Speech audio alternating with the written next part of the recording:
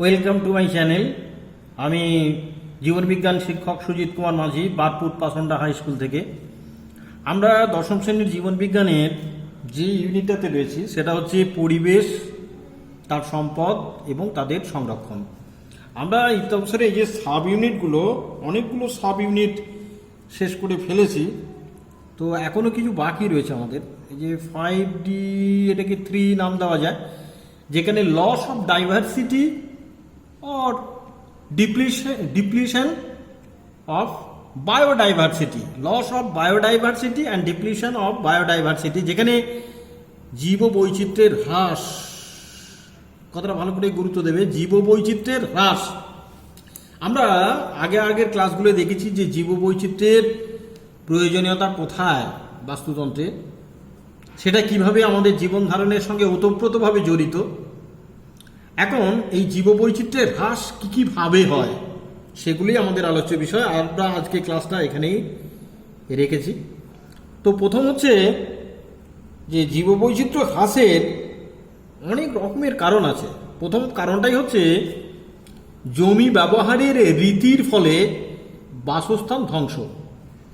এক হচ্ছে যত জনসংখ্যার বৃদ্ধি ঘটছে, সঙ্গে সঙ্গে আমাদের প্রয়োজন হয়ে পড়ছে বাড়ি ঘর তৈরি, অর্থাৎ কিনা নগরায়ন। সেই সমস্ত মানুষগুলোকে তাদের নিত্য প্রয়োজনীয় দ্রব্যাদির সরবরাহের জন্য দরকার হচ্ছে শিল্পায়ন। তাদের জন্য যাতায়াতের যোগাযোগ ব্যবস্থার জন্য সড়ক নির্মাণ, রয়েছে শিক্ষালয় এবং হাসপাতাল নির্মাণ চিকিৎসার জন্য। তো যখনই জনসংখ্যা বৃদ্ধি, আগের ক্লাসগুলো বলেছিলাম, দেখবেন জনসংখ্যা বৃদ্ধির সঙ্গে সঙ্গে প্রাকৃতিক সম্পদের উপর একটা চাপ সৃষ্টি হয়। তো আমরা এই যে জমি যেভাবে ব্যবহার করছি, জনসংখ্যা বৃদ্ধির সঙ্গে নগরায়ন ঘটছে, শিল্পায়ন ঘটছে, সড়ক নির্মাণ করছি, শিক্ষালয় হাসপাতাল ইত্যাদি ইত্যাদি বিষয়গুলো তৈরি করছি। এক্ষেত্রে আমাদের জীববৈচিত্র্যের যে বিষয়টা, সেখানে কি হচ্ছে বলতো? জীববৈচিত্র্যের হ্রাসের সঙ্গে এদের সম্পর্কটা কোথায়? সম্পর্ক হচ্ছে যে এই জিনিসগুলো যখনই আমরা সম্প্রসারণ ঘটাচ্ছি, সঙ্গে সঙ্গে কিন্তু বনভূমি ধ্বংস করতে হচ্ছে, জলাভূমি ধ্বংস হয়ে যাচ্ছে। যে জলাভূমিকে বলা হয়েছে যে পরিবেশের বৃক্ষ, অর্থাৎ কিনা পরিবেশের খারাপ বা জৈব পদার্থগুলোকে যে সমস্ত জিনিস দিয়ে বের করা হয়, আমাদের যেমন শরীরের দূষিত পদার্থ বের করার জন্য কিডনি বা বৃক্ক আছে, তেমনি পরিবেশ থেকে দূষিত পদার্থ বের করার জন্য নালা নর্দমা ইত্যাদি ইত্যাদি করে জলা জায়গাগুলো আছে। তো সেই জলা জায়গা কালক্রমে ভরাট হয়ে যাচ্ছে, বনভূমি ধ্বংস হচ্ছে, এর ফলে জনজীবন ধ্বংস হচ্ছে। এটা 1 নম্বর পয়েন্ট। 2 নম্বর হচ্ছে, দেখো, শিকার এবং চোরা শিকার, যেগুলোতে চোরা শিকারের ফলে অনেক বন্য প্রাণীর অস্তিত্ব আজকে বিপন্ন। পৃথিবীর বেশ কিছু দেশ বন্য প্রাণীর চামড়া এবং হাড় প্রভৃতি থেকে ওষুধ তৈরি করে। প্রথমত যে দেশটার নাম করা যায় পৃথিবীর মধ্যে, সেটা হচ্ছে চীন। এই দেশগুলো কিন্তু বন্যপ্রাণীর চামড়া এবং হাড় থেকে ওষুধ তৈরি করে। চোরা শিকারীরা বন্যপ্রাণী হত্যা করে তাদের চামড়া, দাঁত, শিং বিদেশের বাজারে বিক্রি করে প্রচুর মুনাফা লাভ করে, যার ফলে বন্যপ্রাণীর সংখ্যাটা দিনে দিনে কমে আসছে। যেমন ধরো দাঁত, প্রাণীর দাঁত, হাতির দাঁতের ব্যবসায়িক মূল্য থাকায় হাতি হত্যার একটা প্রবণতা রয়েছে, হাতির সংখ্যা কমে আসছে। চামড়া, স্কিন, যেমন বাঘ, চিতাবাঘ, কুমির, গোসাপ, এদের চামড়ার জন্য প্রাণীগুলোকে হত্যা করার ফলে এদের সংখ্যা ক্রমশ কমে আসছে। তারপরে হচ্ছে, দেখো, খড়গ বা শিং।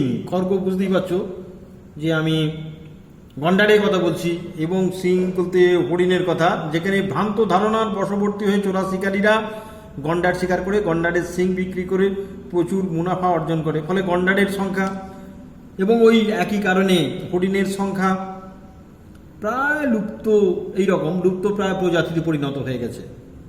এইগুলো শিকার বা চোরা শিকারের ফলে হচ্ছে। যতই আইন কানুন তৈরি করা হোক না কেন বন্য প্রাণী সংরক্ষণের ব্যাপারে, তো এই জিনিসগুলো আছে। 3 নম্বর পয়েন্ট হচ্ছে বিশ্ব উষ্ণায়ন এবং জলবায়ুর পরিবর্তন। যত দিন যাচ্ছে দেখবে জলবায়ুর পরিবর্তন ঘটলে কিন্তু প্রাণী এবং উদ্ভিদের বাসস্থানের স্থানগুলো বদলে যায় বা পাল্টে যায়। এই নতুন পরিবেশে জীবেরা মানিয়ে নিতে না পারলে তাদের অস্তিত্ব বিপন্ন হয়ে যায়। যেমন ধরো গ্লোবাল ওয়ার্মিংয়ের ফলে মেরু অঞ্চলের বরফ খুব তাড়াতাড়ি গলে যাচ্ছে। এর ফলে মেরু ভল্লুক, মেরু শিয়াল, এম্পায়ার, পেঙ্গুইনদের অবস্থা আজ বিপন্ন। সাগর বা মহাসাগরের জলের তাপমাত্রা এবং লবণাক্ততা বেড়ে যাওয়ায় প্রবাল দ্বীপের প্রজাতিরা আজ বিপদগ্রস্ত। পরিবেশে কার্বন ডাইঅক্সাইডের পরিমাণ বেড়ে যাওয়ায় কেন বাড়ছে না, বৃক্ষ ছেদনের ফলে বাড়ছে, গাছ কাটার ফলে বাড়ছে। যেমন ধরো অস্ট্রেলিয়ার ইউক্যালিপটাস গাছের পাতার পুষ্টিগুণ কমে যাচ্ছে, ফলে কোয়ালা ভাল্লুকের অস্তিত্ব আজ সংকটাপন্ন। কোয়ালা একটা বিশেষ প্রজাতির ভালুক যারা ওই ইউক্যালিপটাস পাতাগুলো খায়। তো এইসব বিষয়গুলো রয়েছে তোমার বিশ্ব উষ্ণায়ন ইত্যাদির ফলে। এরপরে রয়েছে দেখো যে পরিবেশ দূষণ। এই পরিবেশ দূষণটা মানুষ তার কৃষিজ জমিতে যখন ব্যবহার করছে কীটনাশক, সেই কীটনাশক তিনটে জিনিসের ক্ষতি করে। কি বলতো? এক হচ্ছে বায়ুমণ্ডলের ক্ষতি, দুই হচ্ছে মাটির ক্ষতি, 3 নম্বর হচ্ছে জলের ক্ষতি করে কীটনাশক ব্যবহারের ফলে। কারণ এগুলো তো সরাসরি জলের সঙ্গে মেশে এবং বায়ুতে খানিকটা চলে যায়, খানিকটা মাটির মধ্যে মিশে যায়। বিষাক্ত রাসায়নিক পদার্থ ওই একই ব্যাপার, যেমন কলকারখানার বিষাক্ত রাসায়নিক পদার্থ নদী, নালা, খাল, বিলের ফলে মেশার ফলে মাছ বা অন্যান্য জলজ প্রাণীদের মৃত্যু ঘটছে। কৃষিক্ষেত্র এবং শিল্প কারখানার যে রাসায়নিক পদার্থ যেগুলো দেখবে বিভিন্ন নালা, নদ, নদীতে মেশার ফলে, বিশেষত দেখবে গঙ্গা নদীতে শোষক, এই শোষক কিন্তু লুপ্তপ্রায় হয়ে গেছে। তার একটাই কারণ হচ্ছে কৃষিক্ষেত্র এবং শিল্প কলকারখানার রাসায়নিক পদার্থ। যত রকমের কলকারখানার আবর্জনা যেগুলো তো ড্রেনেজ হয় সব গঙ্গার মধ্য দিয়ে, তো এই সব জিনিসগুলো রয়েছে। এছাড়া রয়েছে দেখো প্রাকৃতিক সম্পদের অতি ব্যবহার। সেই অতি ব্যবহারটা কোথায় না, কোনো বিশেষ প্রাণী বা উদ্ভিদের অর্থনৈতিক গুরুত্ব যদি খুব বেশি হয় তবে জীবটার অধিক ব্যবহারের ফলে তাদের সংখ্যাটা কমে যায় বা বিলুপ্ত হতে পারে। 1 নম্বর হচ্ছে ধরো কস্তুরী মৃগ। এই কস্তুরী মৃগ হিমালয়ের কস্তুরী মৃগ থেকে পাওয়া তাদের যে নাভি, মৃগ নাভি, এই মৃগ নাভি থেকে এক রকমের সুগন্ধিত দ্রব্য পাওয়া যায়। মানুষের সুগন্ধিত দ্রব্যের চাহিদা মেটাতে গিয়ে সেই প্রাণীর অস্তিত্ব আজকে বিলুপ্ত। লাল চন্দন, মূলত দক্ষিণ ভারতে আমরা এই গাছগুলোকে খুব বেশি দেখতে পাই। উদ্ভিদের অতিরিক্ত ব্যবহারের ফলে এই উদ্ভিদটির অস্তিত্ব বিপন্ন হয়ে গেছে। তারপরে যে দেখো প্রাকৃতিক দুর্যোগ, সুনামির মতো প্রাকৃতিক দুর্যোগ, ভূমিকম্পের মতো দুর্যোগ, যেগুলো নানান প্রাকৃতিক দুর্যোগে হতে পারে। সেটা যে ভূমিকম্প, তুষারপাত, বন্যা, হিমবাহের গলন, মেঘ ভাঙা বৃষ্টি ইত্যাদির কারণে অনেক প্রজাতি পৃথিবী থেকে বিলুপ্ত হয়ে যেতে পারে। যেমন ধরো সুনামির ফলে সামুদ্রিক ভূ আলোড়ন হচ্ছে সুনামি, যেটা জাপানে তো প্রতিনিয়তই হয়। জাপান এবং শ্রীলঙ্কার সম্প্রতিকালে যেটা হয়েছে, শ্রীলঙ্কার যে সুনামির ফলে অনেক প্রজাতির মৃত্যু হয়েছে। অস্ট্রেলিয়ার গ্রেট ব্যারিয়ার রিফ বেশ খানিকটা ক্ষতিগ্রস্ত হয়ে গেছে।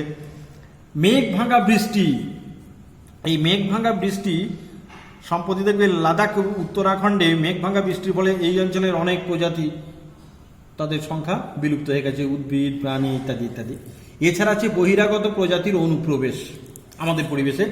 যেমন ধরো মাছ, আফ্রিকা থেকে আমরা যে বাজারে যে তেলাপিয়া মাছটা দেখি, আফ্রিকা থেকে আমদানি করা মাছ।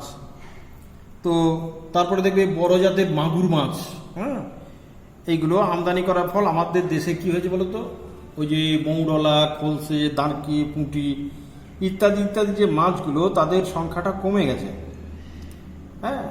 কুকুর, শুয়োর, ছাগল, এই যে কুকুর, শুয়োর, ছাগল ইত্যাদি ইত্যাদি, এইগুলো মূলত এগুলো গ্যালাপাগোস দ্বীপপুঞ্জে এই প্রাণীগুলো আমদানি করার ফলে সেখানকার কচ্ছপের সংখ্যাটা কমে গেছে। কারণ ওই যে একটা বাস্তুতন্ত্রের রীতি অনুযায়ী খাদ্য খাদকের সম্পর্ক নিয়ে তো থাকে, ওখানে ওরা যে খাদ্যগুলো খেয়ে নিচ্ছে, যার ফলে এই কচ্ছপের সংখ্যাটা কমে যাচ্ছে। পার্থেনিয়াম গাছ দেখবে এখন তো তোমাদের বাড়ির ধারে কাছেও চলে এসেছে এই পার্থেনিয়াম গাছ।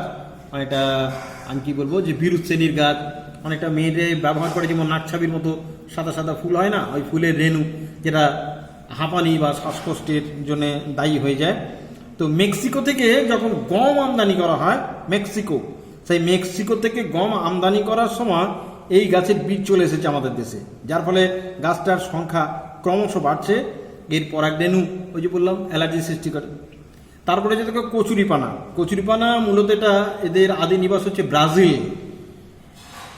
এই ব্রাজিল থেকে এই গাছটা আমাদের দেশে নিয়ে আসার ফলে আমাদের দেশের খাল, বিল ইত্যাদি ইত্যাদি হ্যাঁ, ওই পুকুর নালা নর্দমার মধ্যে এইগুলো বৃদ্ধিপ্রাপ্ত হয়, যার ফলে ওইগুলো সব মজে যায়, জল দূষণ করে, জলজ প্রাণীদের বিওডি বায়োলজিক্যাল অক্সিজেন ডিমান্ড যেটা, তার একটা ওপরে প্রভাব সৃষ্টি করে।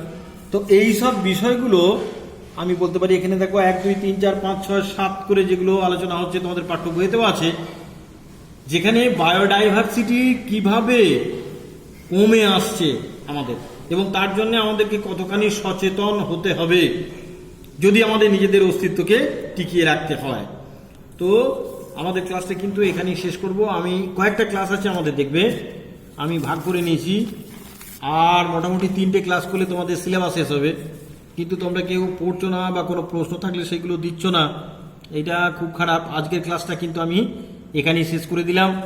আমি আর একটা সাব ইউনিট লিখে রেখেছি, সেই সাব ইউনিটটা হওয়ার কথা কিন্তু ওই যে 5, ওখানে কি করেছি আমি 5B3 বোধহয় দিয়েছি, 5B3 না 5, এটা ডি হবে তো বি হবে না, তো বি তো আগেই করে দিচ্ছি, 5D3, এইটা তাহলে হবে 5E